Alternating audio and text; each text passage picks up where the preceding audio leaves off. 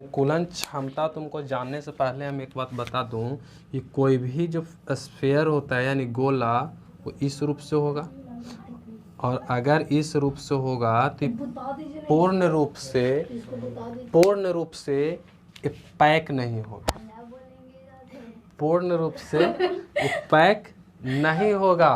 और अगर पूर्ण रूप से पैक नहीं होगा तो सोच सकते हो कि ये वाला जो हिस्सा होता है इस हिस्सा को बोला जाता है वॉइड्स, यानी रिक्तिका या रिक्त।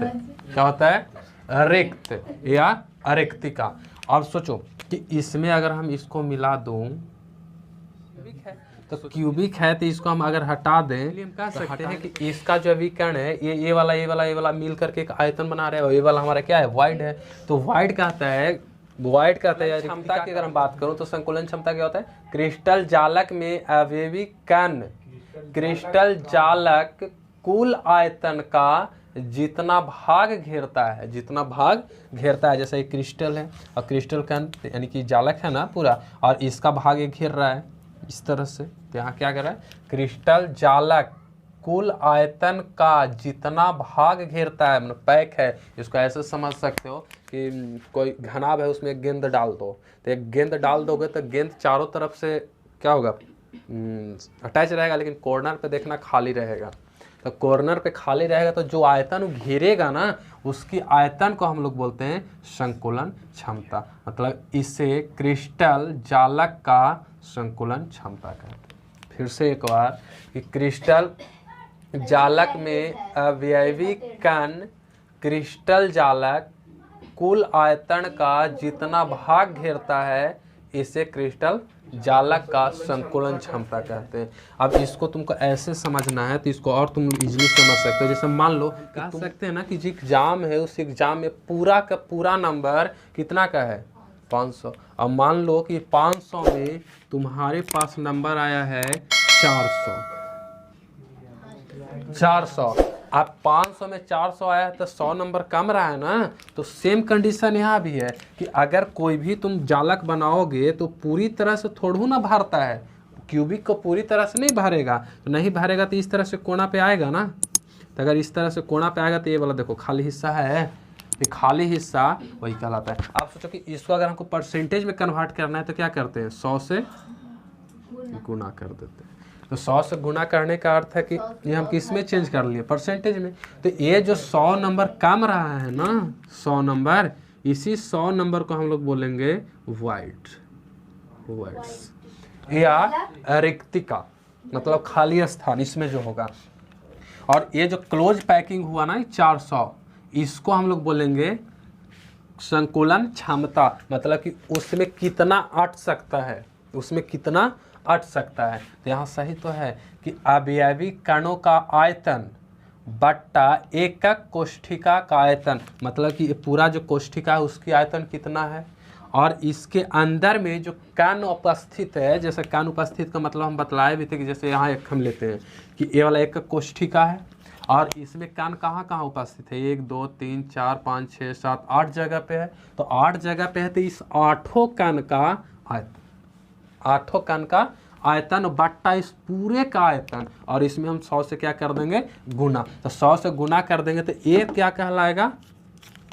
संकुलन क्षमता। तो हम यहाँ लिख सकते हैं ना संकुलन क्षमता। और संकुलन क्षमता बराबर क्या हो गया? अवयवी कणों का आयतन बट्टा एकक कोष्ठिका का आयतन गुणे 100। अब एक चीज और कि अवयवी कणों में अगर हम जाएं तो अवयवी कण को अगर बात करें तो याद करो अवयवी कणों की संख्या और गुणे एक कण की आयतन। जैसे इसमें एगो कण नहीं उपस्थित है कि तुम एगो खाली आयतन लिख दिया बस हो गया, इसमें एगो नहीं उपस्थित है। तो इसमें 8 गो है, तो एगो के अगर हम आयतन निकाल दें, एक का आयतन निकाल कर करके और इसमें 8 से गुना कर दे तो सब कण का आ जाएगा कि नहीं आ जाएगा? तो देखो तो अवयवी कणों की संख्या गुणे एक कण की आयतन बट्टा एकक कोष्ठिका का आयतन। इसको अगर तुम और आगे अगर बढ़ाना चाहते हो तो बिल्कुल बढ़ा सकते हो। अवयवी कणों की संख्या को अगर हम मान को चलो डिनोट कर देते हैं जेड से, तो जेड गुणे एक कण की आयतन। तो कण इसमें कैसा होता है? अरे स्फेरिकल होता है, घनावाकार होता है, सॉरी गोलाकार होता है, उसको क्या फुटबॉल लाइक। तो यहाँ पास अगर हम चाहें तो तुमको पता है कि जो स्फेरिकल होता है वो स्फेरिकल का आयतन क्या होता है 4/3 पाई आर क्यू। तो यहाँ पास एक कण की अगर हमको आयतन निकालना है तो कितना करेंगे 4/3 पाई आर बट्टा। अब याद करो एकक कोष्ठिका का हिस्सा होता है, अरे घनाकार होता है तो घन का आयतन क्या होता है 1 क्यू। यहाँ से हम कह सकते हैं ना कि संकुलन क्षमता का एक ये भी परिभाषा है, सॉरी सूत्र हो गया। अब इस सूत्र के अनुसार अगर हम एकक कोष्ठिका आध एकक कोष्ठिका था जिसको एससीसी या एससी भी सिंपली हम लोग इसको बोल सकते हैं, तो इसमें इसकी संकुलन क्षमता कितनी होगी उसको हम लोग को देखना है। ऐसे याद करो तो इसका संकुलन क्षमता की अगर हम बात करूँ तो कितना होता है याद है कुछ 52.4 होता है इसकी संकुलन क्षमता। इसकी अगर हम रिजल्ट देखूं तो क्या होगा। अब एक एक करके अगर हम सबको देखें तो सोचो तो कि इसमें संकुलन क्षमता कितनी आ गई हमारा Z × 4/3 pi r cube upon 1 cube. और 1 क्यू क्या है ये भुजा, जैसे घनाकार है तो इसकी ये वाला भुजा को ये मानेंगे, ये वाला भुजा ये और ये भुजा ये। तो आयतन की अगर हम बात करूँ तो ये भुजे के न गुना किया जाता है और इसमें क्या हो जाएगा 1 क्यू।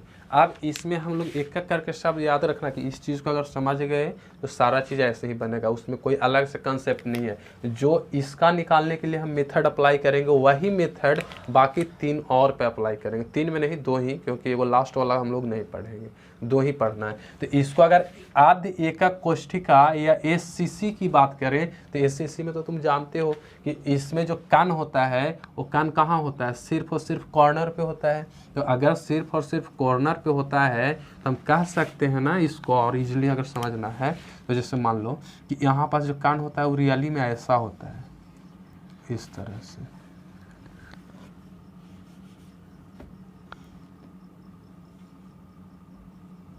ऐसा सटल देखो ऐसा, ठीक है। अब यहाँ सोचोगे तो ये 2 गो कण है, एगो कण ए और एगो कण ए। तो अगर एक कण है तो कैसा है स्फेरिकल है, स्फेरिकल। तो स्फेरिकल है तो हम यहाँ से अगर इसको मिला दे ऐसे करके तो सोचो कि यहाँ से ये आधा होता है आधा इधर से होता है, तो ये वाला यहाँ से यहाँ क्या हो जाएगी आर और यहाँ से ये वाला, तो इसको R1 और इसको R2। तो R1 R2 कर दें और ये दोनों के अगर हम जोड़ दें तो क्या बन जाएगा एक घन के भुजा के बराबर हो जाएगा, जो कि यहाँ पास क्या हो जाएगा 1 के बराबर। तो हम यहाँ ऐसा अगर है तो हम लिख सकते हैं इसको कि R01 + R2 और बराबर ए, या ये दोनों तो सेम होता है, तो दोनों अगर सेम होता है तो इसको हम जोड़ देंगे तो कितना हो जाएगा 2R और बराबर ए। याद रखना कि R1 और बराबर होता है R2 का, तो 2R बराबर ए हो गया। इसको हम इक्वेशन नंबर 1 कर लेते हैं, इक्वेशन नंबर 1।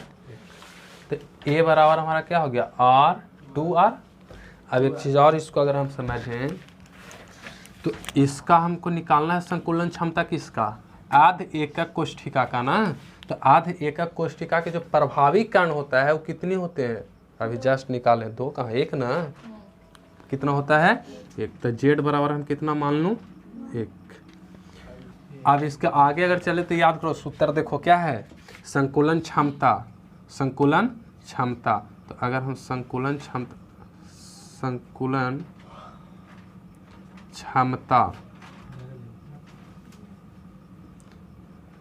संकुलन क्षमता की अगर हम बात करें किसका निकाल रहे हैं, देखो एकक आध एकक कोष्ठिका का।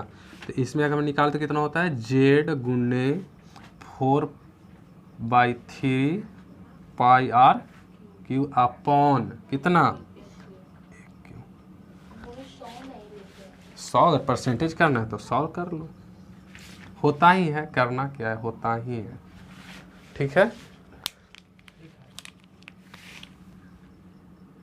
Z हमारा कितना है 1 × 4/3 पाई आर। इसको हम R और A में रिलेशन स्थापित इसलिए किए हैं ना कि ताकि आगे चल के मेरा R से R कट जाए। अगर रिलेशन स्थापित नहीं करते तो ये काटता नहीं काटता।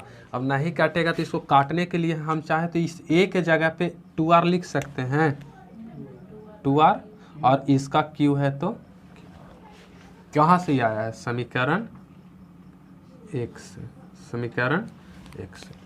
अब जरा सोचो, तो सोचोगे तो क्या होता है, बहुत कुछ होता है नहीं। 1 से गुणा करो तो ये 1 ही रह जाएगा, तो ये कितना होगा 4/3 और पाई को पाई ही छोड़ देते हैं, वो आर क्यू अपॉन इस 8 गुन्ने आर क्यू। तो ये आर क्यू से आर क्यू कितना बचेगा, इसको इधर ले आते हैं ताकि नीचे क्लियर इसको समझना है। तो इसको ऐसे हम कर सकते हैं ना कि 4/3 इसको राफ में ऐसे कर लेना पाई। अभी भागा का मतलब कोई चीज़ कि अगर ये गुना में चेंज होगा तो कितना आ जाएगा 1/4, ओ सॉरी ओ 1/4 नहीं 8, ठीक है नहीं ठीक है। तो अब इसके अनुसार अगर हम यहाँ चाहें तो कैसे, इसको अगर हम चाहें तो और ऐसे 4 गुने 22/7 ही लूँ तो 22 ऊपर में आ जाएगा, और कोई बच रहा है 100 और बट्टा 3 गुने 8 और कुछ होगा और गुने 7, 4 दूना 8, 50 दूना 100। इसके बाद